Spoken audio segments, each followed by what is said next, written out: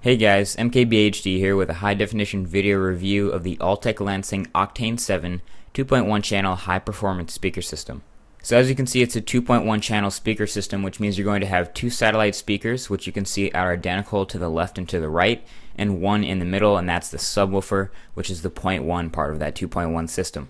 Now there's a lot to talk about with this particular speaker system by itself. I suppose the most appropriate place to start would be those two identical satellites on the left and right hand sides. On the top part of the satellite you can see there are two 1-inch soft dome drivers.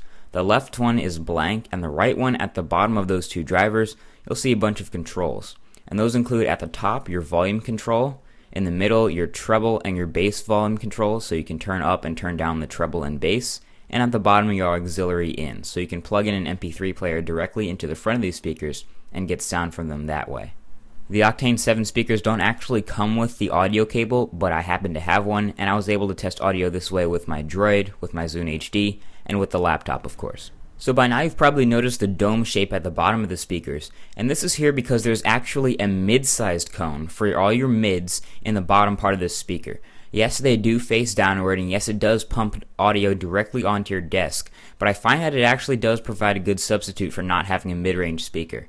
So this gives you a fairly balanced combination of highs, mids, and lows, with the tweeters in the top of the satellites, the mid-range speaker in the bottom part, and the subwoofer for the very low lows. And yes, this subwoofer is the main selling point of this speaker system, and I wouldn't be surprised if someone bought this speaker system just because of the subwoofer and used their previous satellites. In fact, this is a compact 6.5-inch subwoofer that actually shakes the room with enough bass without eating up a whole bunch of floor space and getting in the way of your feet.